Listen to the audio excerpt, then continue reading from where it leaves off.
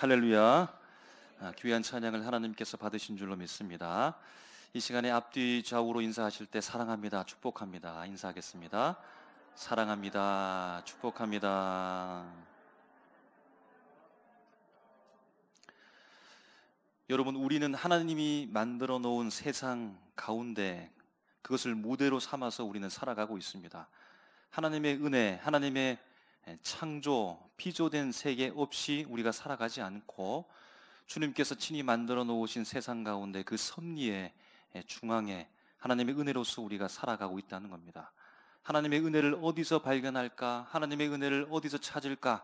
하나님의 손길을 어디에서 우리가 발견할 수 있을까라고 질문하면서 나가면 바로 내 옆에 있는 겁니다. 내가 지금 앉아있는 이곳에 있는 겁니다. 이 모든 것들이 다 하나님의 은혜 가운데 우리에게 주시는 은혜로서 우리가 잘 살기 위해서 주께서 섭리 가운데 우리를 통치하고 계시는 줄로 믿습니다. 그러므로 우리가 그렇게 고백하는 거죠. 하나님의 은혜 없이는 살 수 없고 이미 우리는 하나님의 은혜로 살아가고 있다라고 그렇게 고백하고 있는 것입니다. 여러분, 세상에서도 높으신 분이 어떤 사람을 부르거나 나를 불러서 임명하고 임무를 주어서 맡긴다라고 한다면 참으로 명예스러운 일, 가치 있는 일이라고 볼 수 있겠습니다. 그러한 자는 부름을 받았기 때문에 자부심을 가지고 살아가겠지요.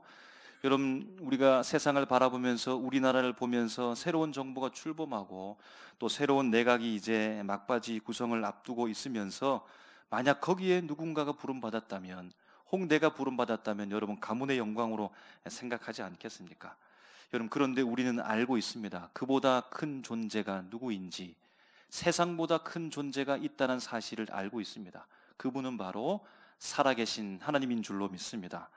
여러분, 하나님께로부터 부름을 받고 하나님께서 임명하신 사명자로 사역을 가지고 살아간다면 얼마나 그 사람이 영광이 되겠습니까? 여러분, 일단 우리는 생각할 때 하나님의 부름을 받았습니다. 믿으십니까? 하나님의 부르심이 없으면 우리가 이 자리에 앉아 있을 수가 없습니다. 하나님께서 부르신 그 부름에 우리가 믿음으로 응답하여서 주님께 나와 하나님 앞에 지금 예배드리고 있다는 사실입니다. 주님의 부르심이 없으면 예수를 구주로 부를 수가 없는 것입니다. 성령의 감동과 우리 마음 가운데 자정하심이 없으면 예수를 구주로 바라볼 수가 없다라는 사실입니다. 오늘 하나님이 그러므로 분명 우리를 부르신 줄로 믿습니다. 여러분, 그러면 준비가 되셨나요? 하나님 앞에 부름을 받고 하나님 앞에 크게 사용되기 위해서 여러분 준비되셨습니까? 신앙적으로 보게 되어질 때 내가 많이 알고 또 준비가 조건이 잘 갖추어져 있는 것 같습니까? 여러분 어떠합니까? 우리의 삶, 우리의 삶의 모든 부분들을 한번 점검해 보십시오. 내가 주님 앞에 사용받을 만한 조건과 형편, 신앙의 수준을 가지고 있는가 한번 보시기 바랍니다. 물론 그러합니다. 여러분, 우리가 완벽한 조건을 가지고 하나님 앞에 부름받지는 않을 것입니다. 주님께서 원하시는 적정 수준 그 이상이 되어야만 될 텐데, 여러분, 예수님과 12명의 제자를 한번 생각해 봅니다. 12명의 제자는 예수님과 3년 동안의 공생의 이후에 최종 예수님으로부터 파송을 받은 것이죠. 그래서 하나님 앞에 사용되어진 자들입니다. 여러분, 이들이 그럼에도 불구하고 중간에도 중간 파송을 받았습니다. 공생의 3년이 다 채워지기도 전에 예수님께서 전도 파송을 둘씩 했던 것 우리가 기억하고 있는 것입니다. 여러분, 그러면 우리 형편과 사정을 생각해 볼 때 예수 믿은 지가 여러분 3년 이상 되신 분들이 대부분 아니겠습니까? 혹은 그 중간도 괜찮습니다. 왜냐하면 12명의 제자도 그러했기 때문입니다. 우리의 신앙의 연수가 3년 이상 혹은 그 이하 되었다라고 한다면 12명의 제자처럼 파송받을 만한, 사용받을 만한 조건을 우리가 잘 갖추었다, 여러분 그렇게 볼 수 있지 않겠습니까? 여러분, 사도 바울은 하나님 앞에 언제 어떻게 사용받았을까요? 언제 하나님 앞에 사역자로 세움을 받았을까요? 그가 다메섹 도상에서 주의 은혜로 말미암아 회심하게 되어지고 그가 눈이 멀고 다시 보게 되면서 그가 그 이후의 시간에 단 며칠 이후에 회당으로 가서 그가 선포하는 겁니다. 예수님은 하나님의 아들입니다라고 사람들 앞에 증거하는 것입니다. 단 며칠 회심하고 눈을 뜬 이후에 예수님을 증거하는 사역자로 하나님 앞에 크게 쓰임받기 시작했다는 겁니다. 물론 기간도 중요하겠지만 오늘 사도 바울에게 있어서 중요한 것은 무엇입니까? 예수를 만난 것인 줄로 믿습니다. 예수님을 만났기 때문에, 주님을 보았기 때문에, 예수님 앞에 자기 전생애가 완전히 송두리째 바뀌어졌기 때문에 하나님의 사람으로 그렇게 귀하게 사용받았다는 겁니다. 여러분, 그러면 여러분 예수님 만났습니까? 만나셨습니다. 만났기 때문에 우리가 있는 것입니다. 지금도 만나고 계십니다. 그러므로 여러분, 우리가 모든 조건을 다 갖추었다라고 이렇게 말할 수 있지 않을까요? 예수님을 알고 예수님을 믿으며 우리의 신앙의 연수도 이만큼 되었고 모든 조건들이 잘 갖추어졌다, 여러분 그렇게 우리가 판단될 수 있지 않겠습니까?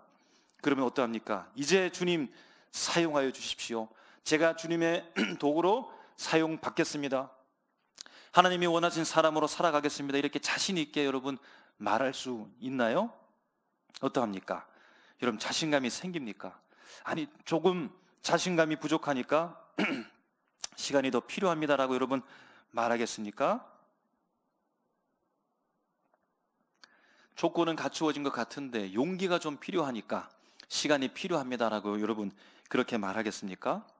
자신감이 채워지면, 용기가 점점 많아지게 되어지면, 내 열정이 타오르게 되면 그때 가서 하나님 앞에 귀하게 쓰임받을 수 있지 않을까, 여러분 그렇게 생각하고 계십니까?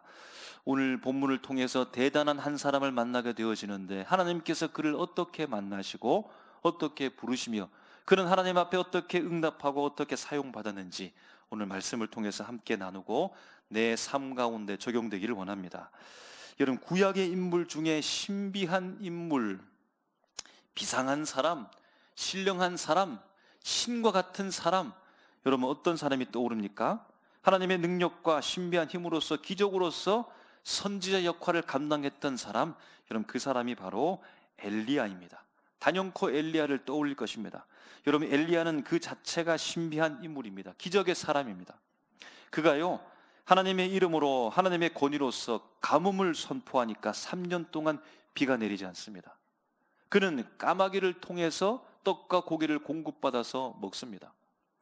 사르밧 과부의 집에 들어가서 공개를 받으면서 그 집에 통에 가루와 병에 기름이 떨어지지 않는 기적을 일으킵니다. 사르밧 과부의 죽은 아들을 살립니다. 갈멜 산에서 하나님의 불이 임하여서 아세라 선지자 400명, 바알 선지자 450명, 총 850명과 대결하여서 승리한 사람. 그가 기도했더니 3년 동안 비가 내리지 않았는데 그의 기도를 통하여서 들으시고 비가 내리기 시작합니다. 그리고 그가 사역을 마치고 인생의 최후의 불말과 불병거를 타고서 승천했던 사람이 바로 엘리야입니다. 여러분, 이 사람, 신령한 사람이, 비상한 사람이 활동하던 시대는 북이스라엘 왕국의 왕 아합 왕이 통치하던 시대였습니다. 북이스라엘 왕 이 아합이라는 사람은 어떠했을까요? 하나님을 잘 섬기는 사람이었을까요? 그렇지가 않습니다. 여호와 보시기에 악을 행하되 더 큰 악을 행하는 왕이었습니다. 시돈 사람의 왕 엣바알의 딸 이세벨이라는 사람을 아내로 삼았습니다. 이세벨도 대단한 사람입니다. 하나님을 잘 섬기고 주를 경배함으로 말미암아 대단한 것이 아니라 주를 떠나는 것에 있어서 대단합니다. 그녀가 가지고 온 아세라, 바알 신상들을 온 세상 곳곳에 두고서 우상 신당을 세우고 우상을 섬기며 하나님을 멸시하는 겁니다. 그래서 하나님께서 진노하시는 것이죠. 험악한 세상이 되었습니다. 여러분, 하나님이 떠난 세상, 하나님을 몰아낸 세상은 험악한 세상입니다. 우상 숭배가 가득한 세상은 험악한 세상입니다. 하나님을 믿고 주님을 바라보는 것이 희귀한 때가 되어버렸습니다. 그러한 때에 유일한 엘리야가 모든 우상을 물리치고 하나님을 바라보면서 하나님으로부터 승리를 선포했던 자가 바로 엘리야인 겁니다. 엘리야를 통하여서 하나님께서는 사역, 하나님의 일을 진행하고 있는 것이죠. 여러분, 오늘 본문은 3년 만에 가뭄 끝이 오게 되어지고 엘리야의 기도를 통해서 비가 내리는데 큰 비가 내린 직후의 이야기입니다. 악을 행하되 더 큰 악을 행했던 아합 왕, 그의 아내 바알과 아세라 신상을 섬겼던 이세벨은 엘리야 때문에 화가 나는 겁니다. 하나님을 섬기는, 하나님으로 말미암아 승리하는 엘리야 때문에 화가 머리끝까지 난 겁니다. 그래서 엘리야를 죽이겠다는 것이죠. 엘리야는 그 소식을 듣고서 도망갑니다. 남쪽 유다 끝 브엘세바로 가서 거기서도 마음이 안 놓였는지 사환을 그곳에 머물러 두게 하고는 하룻길 네게브 광야 땅으로 더 내려가는 겁니다. 그리고는 로뎀나무 아래에서 그가 정신적으로 육적으로 너무나 힘들었을까요? 하나님 앞에 말하기를, 주님 죽여주십시오. 주님 넉넉하오니 제 생명을 거두어가 주십시오. 하나님 앞에 이렇게 토로하는 겁니다. 하나님께서 천사를 보내서 그를 쓰다듬고 위로하고 음식을 주면서 힘을 얻게 합니다. 휴식 후에 다시 보내서 40주 40야를 더 내려가서 마침내 하나님의 산 호렙산에 머물게 하는 겁니다. 여러분, 이곳이 바로 모세가 올라갔던 신의 산입니다. 그곳에서 하나님께서 엘리야를 만나시면서 이야기를 주고받고 바람과 지진과 불 후에 세미한 소리를 통하여서 하나님께서 그에게 음성을 들려주시고 엘리야를 깊이 만나는 장면이 오늘 말씀입니다. 여러분, 엘리야는 너무나 대단한 사람, 일반 사람과는 다른 사람, 기적의 사람, 능력의 사람, 신령한 사람이 아니겠습니까? 그런데 여러분, 오늘 본문 말씀을 보게 되어지면 이런 이미지와는 전혀 다른 모습을 우리에게 보여주고 있다는 겁니다. 우리가 읽지는 않았지만 본문 4절 말씀에 보면 이렇게 기록합니다. 자기 자신은 광야로 들어가 하룻길쯤 가서 한 로뎀나무 아래에 앉아서 자기가 죽기를 원하여 이르되, 여호와여 넉넉하오니 지금 내 생명을 거두시옵소서. 나는 내 조상들보다 낫지 못하니이다 하고라고 말합니다. 여러분, 좀 전에 보았듯이 엘리야가 로뎀나무 아래에서 자신을 죽여달라고 하는 겁니다. 여호와여 넉넉하오니 제 생명을 거두어 주십시오. 저는 조상들보다 부족한 사람입니다. 낫지 못합니다라고 그가 이렇게 나약한 모습을 보이는 겁니다. 오늘 본문 10절과 14절에도 엘리야는 고백합니다. 그들이 내 생명을 찾아 빼앗으려 하나이다 라고 하는 겁니다. 여러분, 엘리야를 보게 되어지면 무엇이 보일까요? 엘리야에게서 두려움이 보입니다. 공포에 질린 엘리야가 보이는 겁니다. 인간처럼 나약함이 오늘 그 속에 있는 것입니다. 연약해 있는 엘리야를 보게 된다는 겁니다. 여러분, 왜 엘리야는 죽으려고 할까요? 왜 엘리야는 힘이 다 빠졌을까요? 왜 엘리야는 나약한 모습을 이렇게 머물러 있는 것입니까? 아니, 이 사람이 어떤 사람입니까? 바로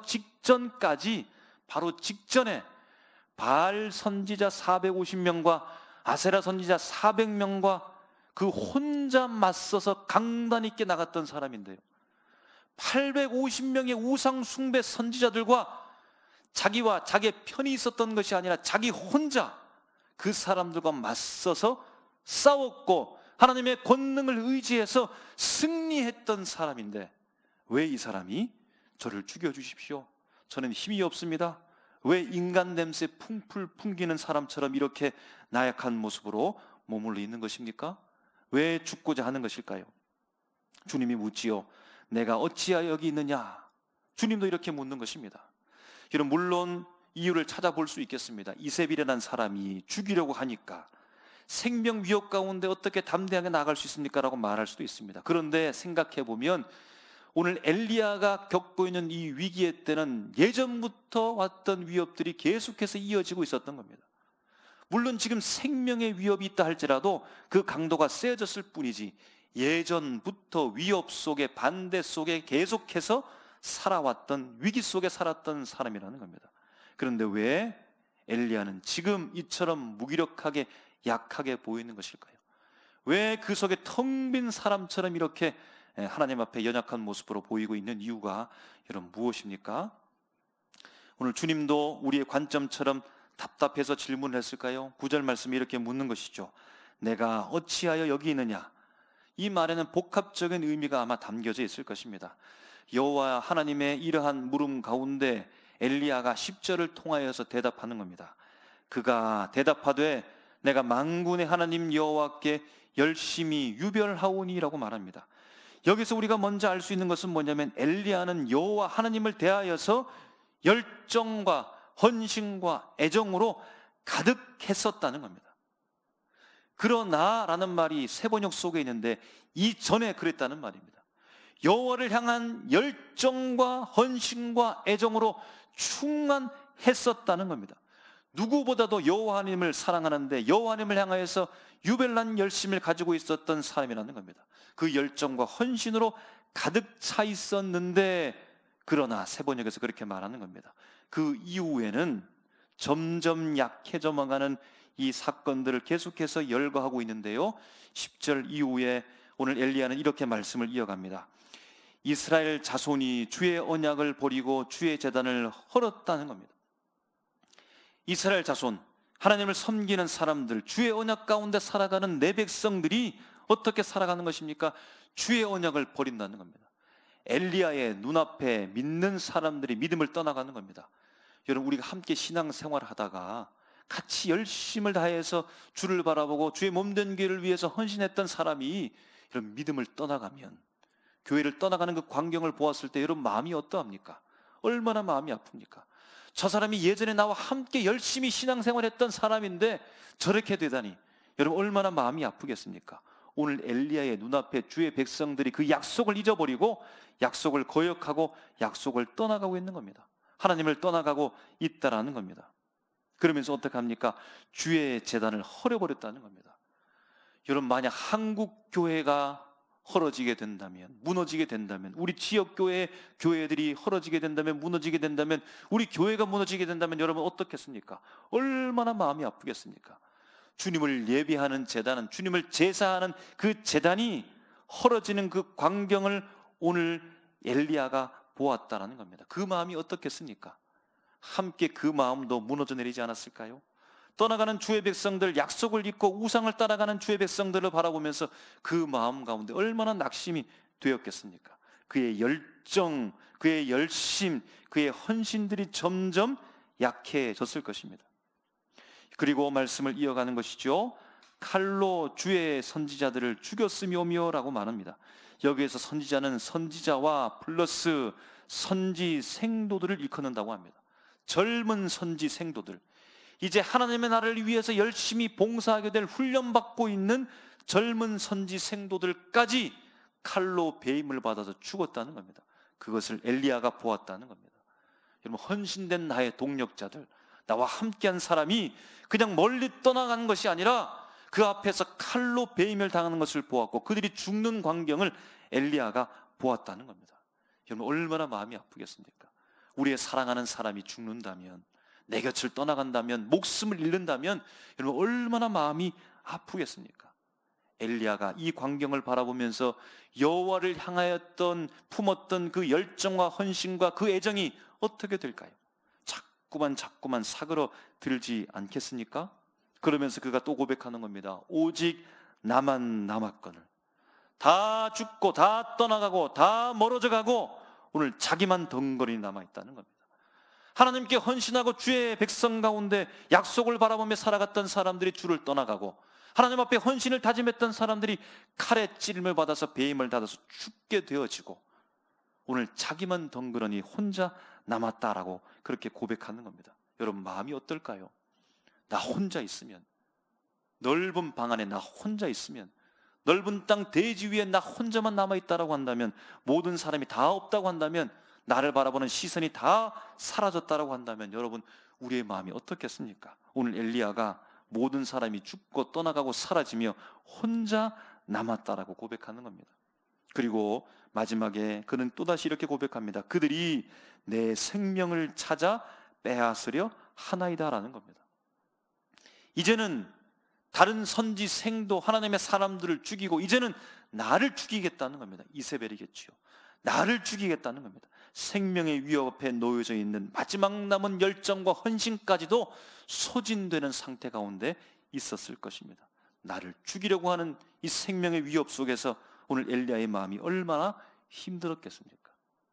여러분, 이 사건을 통해서 우리가 알 수 있는 것은 엘리야가 가지고 있었던 하나님을 향한 그 열심히 유별했던 것, 그 열정과 열심과 헌신과 그 애정, 그 힘은 갑자기 번개처럼 사라진 것이 아니라 절망의 일들을 순차적으로 경험함으로 말미암아 계속해서 소진되고 약해지고 그리고 마지막 남은 것까지 다 없어지는 상황 가운데 놓여 주님 저를 죽여 주십시오라고 그렇게 했다는 겁니다.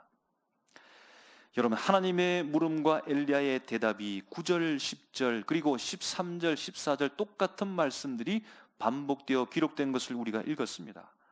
똑같은 질문과 똑같은 대답이 두 번이나 나왔다는 겁니다. 여러분, 그러므로 인해서 진짜 엘리야의 마음이 이러했다라고 하는 것을 우리에게 알려주는 겁니다. 여러분, 그러면 한번 생각해 봅니다. 이세벨의 지시로 이스라엘 자손들이 주의 선지자 엘리야의 동력자들, 이제 믿음으로 커가는 젊은 선지 생도들이 죽임을 당했을 때, 그때가 여러분 언제였을까요? 열왕기상 18장 4절 말씀에 보면 이러한 기록이 있습니다. 이세벨이 여호와의 선지자들을 멸할 때에 오베다가 선지자 100명을 가지고 50명씩 굴에 숨기고 떡과 물을 먹였다라는 겁니다. 여기에서 이세벨 왕비가 여호와의 선지자를 멸했다는 기억이 나오는데, 그런데 정확한 때는 언제인지 알 수 없지만 충분히 추측할 수 있는 근거의 말씀이 있습니다. 열왕기상 17장 1절 말씀에 보면 길르앗에 우거하는 자 중에 디셉 사람 엘리야가 아합에게 말하되 내가 섬기는 이스라엘의 하나님 여호와께서 살아계심을 두고 맹세하노니 내 말이 없으면 수년 동안 비도 이슬도 있지 아니하리라 하니라는 겁니다.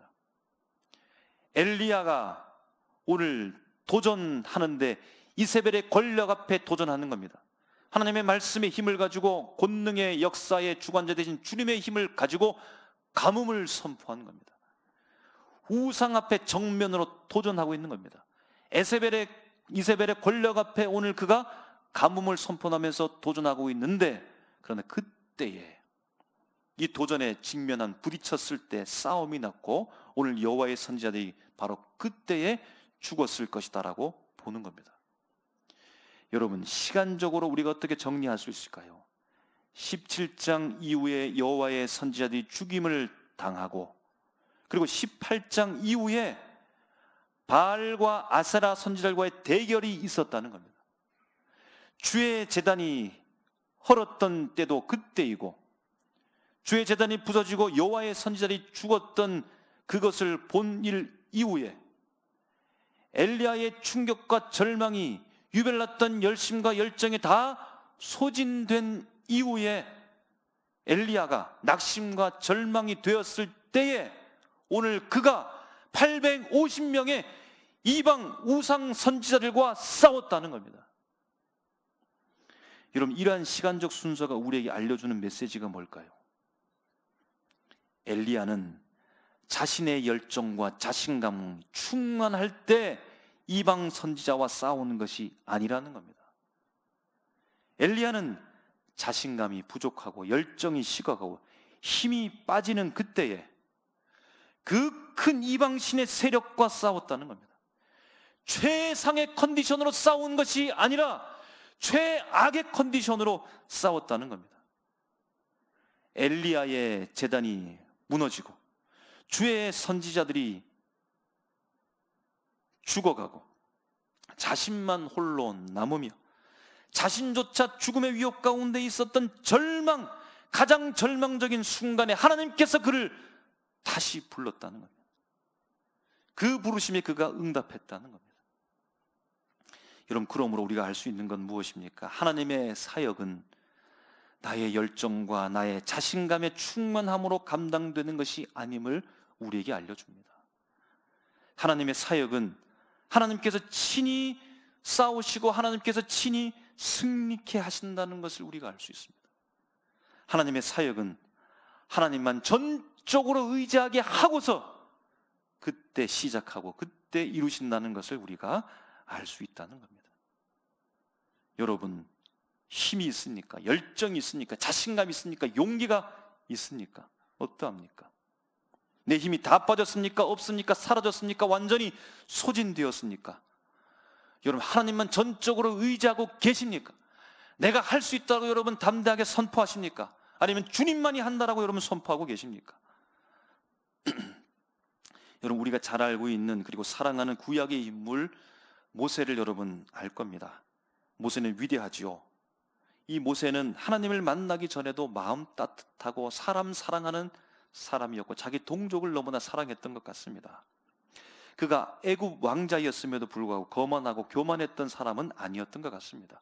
왜냐하면 그의 한 일, 그것을 추측해 볼 때 우리가 알 수 있는데요, 그가 밖에 나가서 자기 동족이, 곧 이스라엘 사람이 애굽 사람을 위해서 열심히 노동하고 있는데 애굽 사람이 자기 동족을 때리는 겁니다.